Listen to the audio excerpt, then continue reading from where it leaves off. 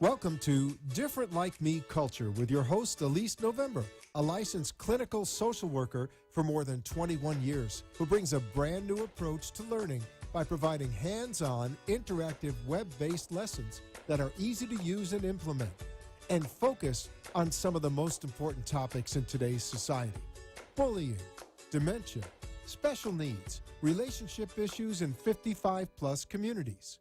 These 4 topics are the focus of the Different Like Me Culture program. For more information, call 561-270-2280 and begin your pro-action approach towards these major challenges in our community. Call 561-270-2280 today and get started. Now, here's your host, Alyse November. Hi, welcome to Different Like Me Culture. I'm your host, Alyse November, and we are trying to make the world a better place. I am joined today by Harry Gestov, my guest, and when I asked him to send a bio, this is basically what he sent me, which is really, really long. So we're going to talk a little bit about, I'm going to let Harry tell you a little bit about what he does, but he's a really impressive guy. And right now he is an author and professional speaker. He has a resume a mile long. What are you getting out? You're getting out your book. Let's show your book too. I remember. Yes. I remember. Here, Here, wait. you have to bring it over there. I'm gonna hold it. There we go. His book, gold. There's the logo too. Gold. Yeah. Yeah. We got you up there. Okay. So our topic today, I'm gonna start with your last question. Because you and I have had a couple of really cool discussions recently since we've reconnected. And we're talking about just being old and disrespect and what it means to be old and why the heck our society doesn't have respect for old people. I think that's a big piece of what we've been talking about. So I'm going to start with your last question. But first, I want you to talk a little bit about yourself, because I highlighted a whole bunch of things, but I don't think I could do you justice with my purple markings. So why don't you just tell everybody a little bit about you and your latest ventures and a little bit about your past, which is so cool and interesting. It's going to be quick. So I grew up in a music family, and I was a lawyer in the music business for a long time. And I ended up managing a comedy act. We were just talking about it, called the Jerky Boys. You probably have there were probably people out there who know them. It wasn't exactly what I wanted to do. I wanted to be Billy Joel's manager. But all I'm going to say to this is that all the time that I was working in New York and as an entertainment lawyer, I was always volunteering with seniors. I was always doing something with seniors. I would go to the corner coffee shop. That's really where it was born, on the corner of 86th and Columbus Avenue in New York, Upper West Side. And I would hang out with senior citizens, older people, talking about the Mets, talking about the Yankees. Then I started developing questions. Then I bought a cassette recorder, and then I bought a video recorder. I'm jumping through this fast. Next thing I know, I left New York, and I went cross country. The Jack Kerouac in me needed to go out there. And I just started interviewing seniors about their lives, their most important lessons they've learned in their lives, and the purpose, the goal, and this is the mission statement for this creation, this thing I put together called Eldercation. They showed the logo I saw. Mm-hmm. There it is. Yep, you're up there. Uh-huh. To inspire people to engage seniors on a more consistent basis and in a more meaningful way, because it bothers me that because there's this sort of negative viewpoint when it comes to looking at older people, it bothers me that people tend to pull the shades down on them in the United States. And I love the United States. I'm not going to put it down, but I'm hearing, and I've seen it in other countries, it is not the same in other cultures like Latino cultures or Asian cultures. It's different. It's unique to our culture.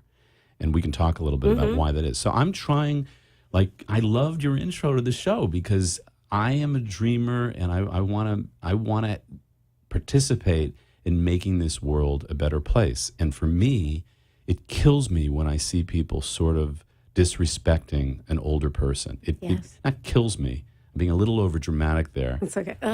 Oh, it kills me. Yeah. It kills me. But it does. It's upsetting. Yeah. And it's upsetting because you know what? They do it to each other too. Yeah. So it's not only our generation that does it, but they do it to each other. Yeah. So, and I just want to tell people, if you can watch us on WNN 1470. Or if you have any questions for myself or Harry, you could call us at 888-565 1470. So we're here talking about the older generation, a little bit of disrespect. We're here speaking with Harry Gestov, my guest. And so, yeah.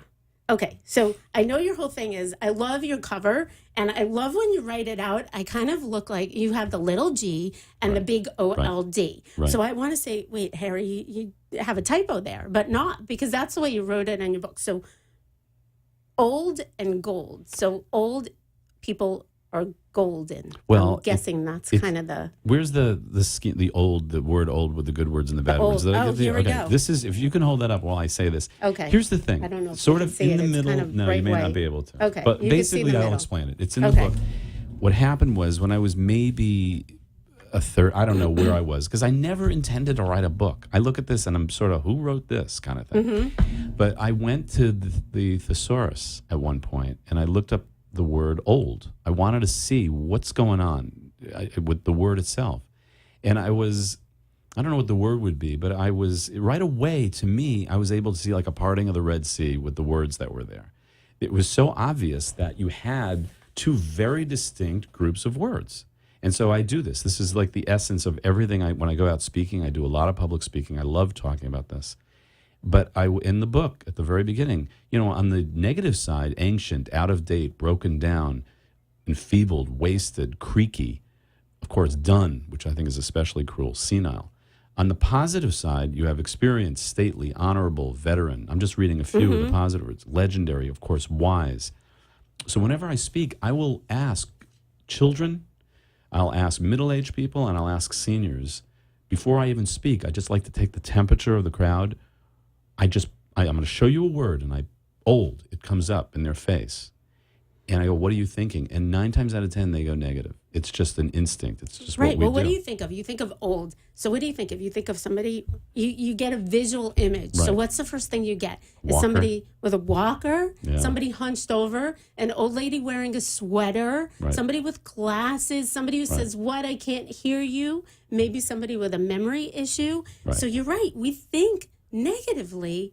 Right. When you think about that word, it's not like somebody comes up like, Confucius, like wise, somebody the Buddha. The Buddha. Yeah, something. Or the people I've interviewed. I'm here to tell you that the people I've interviewed. talk about that, because I think that is just so cool. Yeah, people like Maya First Angelou. of all, how did you get these people to talk to you? Well, okay. Okay. If you know Studs Terkel, you remember Studs Terkel, the writer? He wrote Working.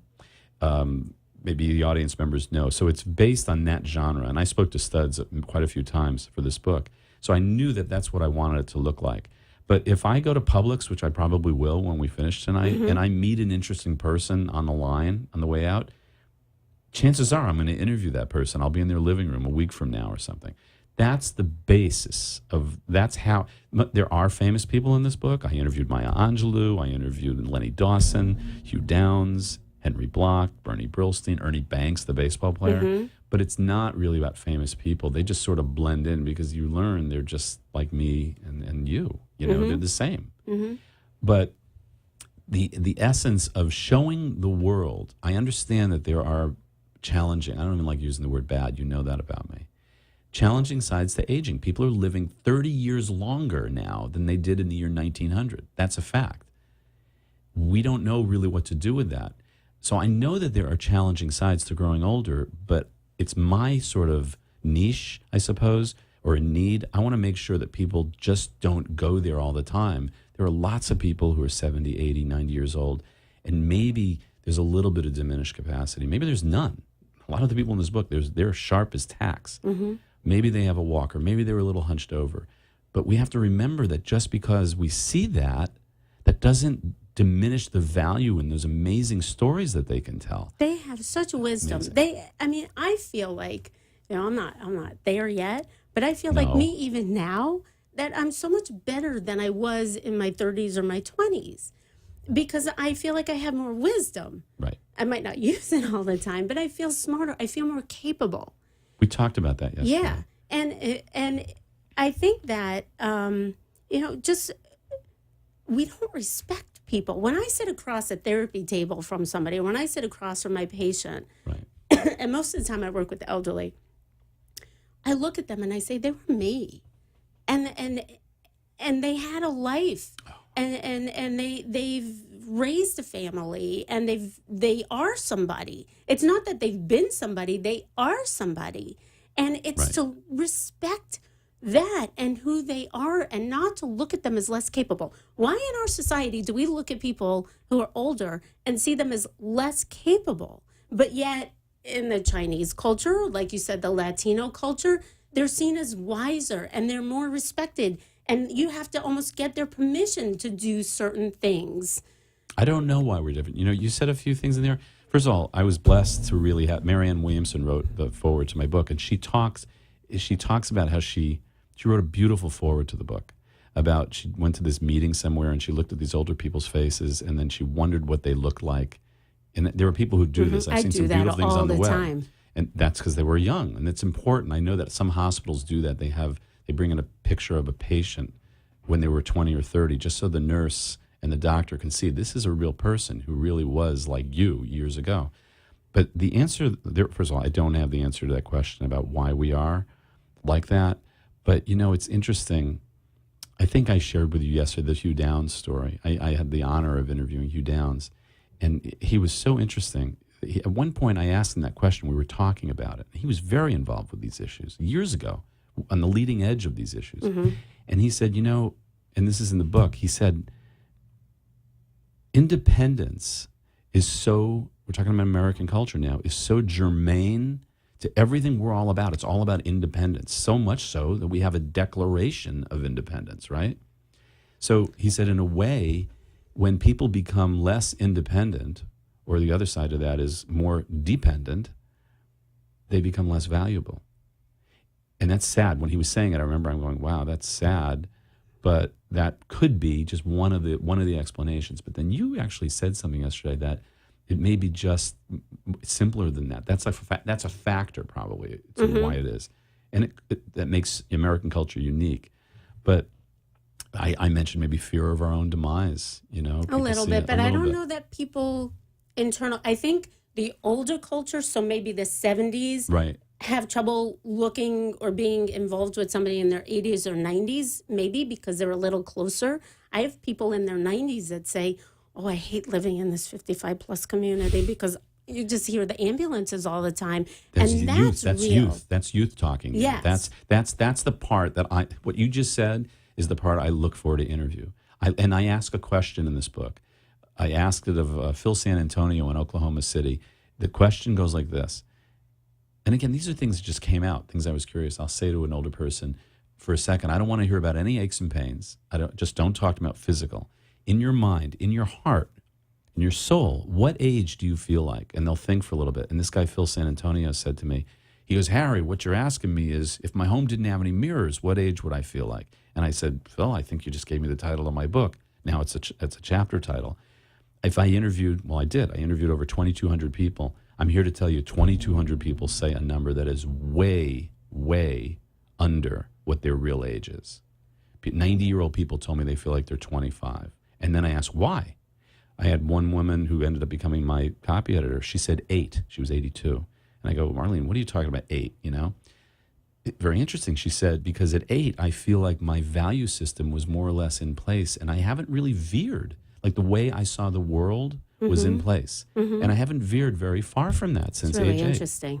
So young spirit, they don't want to live in a 55-plus right. community. But you were saying, what did I say? What did I say yesterday when you were just saying that we were talking a little bit about technology? Oh, yeah. And we were talking about how technology has advanced so much just in the past 20 years. Yeah. And I think it's left a lot of people who age behind. In the dust. Did we feel, I'm trying to think, did we have as much disrespect for elderly or older people 20 years ago? I don't know. I kind of, my parents took my grandparents in and they were living, and I remember my grandmother broke her hip, and you know, my mom was talking about, oh, she's going to need to go to a nursing home. And I said, you know, me, Pishki, like 8-year-old, said, no way. I promise Grandma she's never going to a nursing home, and we're not putting her there. But did we have that level of disrespect back then? A couple of things, though. This is interesting. We're just, you know, figuring this out now, I suppose. again, that elongated lifespan has a lot to do with things. People were not living as long. They weren't living as long for the most part back then. So we weren't dealing with a lot of this because people were gone. We would say, in Judaism, we'd say, Yizkor for them every year, but they weren't here anymore. We weren't dealing with their issues. We weren't dealing with as many people on the public's line, like I said. Okay, so did we value them more because we knew we had them for shorter periods of time? That's a great point. And now we kind of take it for take it for advantage of it because we just are not feeling it like could be a part of it's it. just they're going to be here. It could be part of it. The other thing is you mentioned technology. I worked in the music business. Taking it for granted. I was trying to think of the right word. Taking it for granted. Taking for granted. Not is, advantage. But right. But we were taking advantage of having them around and taking it for granted that they were just going to be here. Right. Maybe. I don't know. Maybe. But, for the most part, they didn't live as long. But technology, I want to just say this. I was in the record business. I date myself by even using that word. But you remember the different records? You had 78s, you had 45s, you had 33s, right? Right in my basement, we had a record player. Well, today, I was going to say we're at 33 like normally. But I would say society has now sped up to 78 just by the immediacy of everything. Everything, you want to know something, you Google it, and you know it right away or whatever. Well, older people are maybe, actually, let me do it this way. They're maybe at 33. Society's operating at 45 or 78. For the people who are younger out there, they have no idea what I'm talking about right now. So there is a resentment of people when they're moving too slow, possibly. When I talk about the older people, I told you this happens once a week to me at least. When I'm online somewhere and there's an older person counting their change, because that's something cultural probably. We talked about the depression mentality. People in back of me will start getting exasperated or looking at their watch going, and there's this, that is one of the manifestations of a disrespect. They're not thinking about, maybe that could be you one day. But years ago, you didn't probably have as many people online holding people up. That may be naive. That's the Or even if you did, maybe it was more, I don't know. I don't even want to say the norm. It was more respected. I don't even know. I don't know why. We need a caller to call in and tell give us the answer. Yeah, if you want to call us, you could call us at 888-565-1470. So why are the old people not respected? But they're, as I started to say, they're not respected by each other. So, part of my big push this year in creating this Different Like Me culture program is this bullying program I'm writing. Okay, so why are they so mean to each other? Oh, they're starting to have a memory disorder. We should stop inviting them out. She can't play Mahjong anymore. She can't remember what tile she threw, what game, what cards, what hand she's playing. Or, she's walking with a walker now. Oh, yeah, I don't want to put that thing in the car. Forget it. Don't invite her out. Put the bag on the seat because she can't hear a darn thing. And I hate repeating myself all the time. They're disrespectful and rude to each other. And I told you when you told me that today, yeah, I wasn't surprised because I've seen it. I've actually seen it in action because I speak at a lot of senior communities. But it's an area that I didn't think was happening in. Like I could see other people doing that, not seniors to one another. When you told me that, it's like a curtain lifted, and I'm going, oh my God, that's sad to me. They're horrible. Yeah. If you think about it, people that have never had a filter still don't have a filter. They'll scream in a room, "Hey, Harriet, keep it up. You need to lose weight. Keep exercising." They've never had a filter, and this is just out there in front of everybody to see. So as you age, the filter gets a little bit thinner. What happens? We become less able-bodied. Our hearing goes. Sometimes there's memory issues. There's normal memory issues that go along with aging. Right. Not even if you have a disease. Right. So sometimes you just can't remember stuff. And they're shunning each other from it. And I wonder if that's because of fear. If I acknowledge that they have it, or if I associate myself with it, I have to realize that I might get it. I have to accept the fact that I might get it too. I don't know. See, if you put all this in front, I love, I'm not just saying this because I'm sitting across from you, and if I say anything otherwise, you'll throw something at me, but you saw me react to our conversation earlier, that I love what you're doing because I'm thinking, because this is a new frontier. I've often said that our culture is kind of freaking out at what to do with this 30 years of extra life thing that's happened. We don't really know. So all of this kind of dynamic that's happening in these senior communities, because we didn't have senior communities in quantity like we have today, and there's going to be more because the numbers are insane. Our culture. Okay, we're not going to go there today. Yeah. Well, here in in South Florida, they have. Right. I mean, it's a lot. But go ahead. But if you put in front of them this very discussion that we're having right now, I know that if I'm hearing this now, my mind is going to be more open up about this kind of thing. And I know you're developing programs that it's all about mindfulness. At any age, you can be mindful. Mindful, sensitive, awareness. Right. Awareness is the first step. Right. Is you have to see it happening and you have to know what you're doing. Right. And what did you say? Put yourself in somebody else's shoes. Put yourself in somebody else's shoes. What it feels like to have so that's what my program does, is it makes them feel what it's like to be in the shoes of the victim. And even just something benign as, hurry up, put your pocketbook on the seat. And then Sally walks by and says, oh, is that seat taken? And you say yes.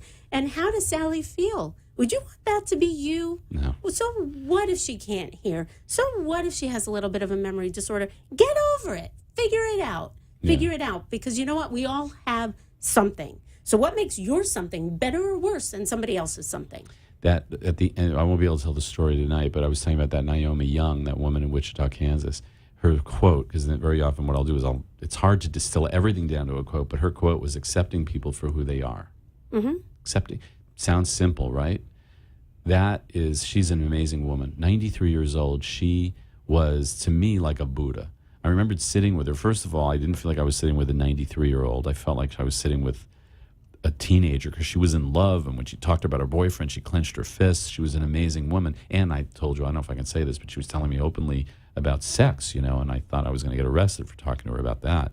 But when she talked about accepting people for who they are. That's another whole story we need to talk about sex in the elderly, rampant, because people think that it's, not happening anymore, but it is. When you say that to people, they start to giggle and they laugh, but it's for real. But the notion of accepting people for who they are, and she was talking about what you're doing. She was talking about going down to the dining room and maybe someone rubs you the wrong way, but really taking a look at them and consciously looking for maybe something that you like about that person, something that's really good. And understand that you yourself, you do something or say something that gives somebody a bad feeling. We're all that. You said it. And it's also recognizing where somebody else has come from. Right. I bring with me a whole lifetime of experiences. You do too. Right. When somebody's so closed up or angry, there's a reason for it. And it doesn't mean that they don't want to connect. It just means that they might not know how to. Or they might not even know that they want to. So... Well, but if I said to you every day, oh, Harry, what a great blue shirt. Tomorrow you're wearing a yellow. Harry, what a great yellow shirt. All of a sudden, when I see you in the dining room, you might come over and say hi to me. Yeah. Where you maybe have been angry and not really talking to anybody before. Yeah. Because I'm working on connecting with you. Why not make the world a better place? Why not be the bigger person and reach out to somebody? I'm for it. But it's difficult for a lot of people to do. I think people are afraid of putting themselves out there because they feel vulnerable. But I always say you feel vulnerable when you're all tucked inside. Throw it out there. There's something else. This is, the original. It's interesting. Every chapter title in this book was originally the title of this book. If My Home Had No Mirrors, A New Age for Old Age. Because I like to point out that Paul McCartney's 72 and all the Stones are 71 and they're still rocking. There is... that would be an interesting interview. Well, hold that thought. Gold, which is taking the word old and making it something positive. Mm-hmm. But I want to do a book, Solid Gold, and just because my roots are in the music business, just do all the great songwriters. Cool. Yeah, well, anybody out there who wants to donate money to me to help me do that, I'm all yours. Or give you an interview. All right, here's the thing. No, I love that. What I was going to say is there was a chapter called Taking the Scenic Route. And this gets back to the speed of our culture, that I've long said that we're just speeding up more and more and more. And, in the background for Eldercation, I talk about how that cultural, technological, and it's wonderful. I use technology. I'm amazed by what we can do, But that movement forward, that speed, clashes head on with a group of people who are not moving as fast necessarily. And they don't have the chops to get on and search and do this or do that. So there is conflict there. There's definitely conflict. Where that goes, you asked the question why, I think everything we've talked about that sort of lifts the curtain on maybe why it's going on. I'm happy that more and more people are talking about this issue. and trying to figure out how to, I don't want to say fix it. Should we go so far as to say it's broken? I think it's broken. When I see how people treat... How about if you say understand? Yeah. How about if you say understand, become more aware, and figure out how to manage it better? Right. If you see it as a challenge... Yeah, I like as challenges. a challenge. I love so challenges. It's like, right. what the ALS bucket challenge, or just challenge yourself to connect with somebody who's older, I think. Right. And that's figure out who they are. Make a difference in somebody's life. But you know what would be a great beginning to your next book is interviewing 7-year-olds, 10-year-olds, 14-year-olds about their perception of what it's like to be old, and to start the respect process. I think we were talking about from when they're younger. But we're almost out of time. Unbelievable. Yeah. Do you believe how fast it goes? And I love it. want for people to know how to get in touch with you. Okay. And I also want to let you know you could also tune in after we're done to come back and listen to what you've missed, WNM 1470 AM. But we are here speaking with Harry Gestov, and he is a wonderful author and speaker and has done lots of other things. But if people want to get in touch with you to speak, easiest thing, donate information to your book, go for it. I'm going to just give you the website because it's www. And it's the word eldercation. It's ELDERCATION. It's like eldercation, but eldercation.com. www.eldercation.com. And then you'll see ways to get in touch with me. Okay. Yeah. I think that's great. It's tapping into our greatest undiscovered natural resource. That's the thing. Thank you. There's your song. Yeah. We're good. Thank you so much for You're joining welcome, us. Alyse. Thanks we'll for inviting me. We'll be here next week, 6 to 6:30, Monday night. And thank you so much. Thank you.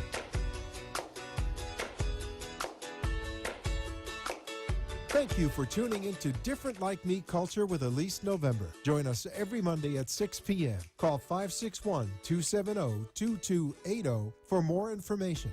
And tune in again next week for more Different Like Me Culture.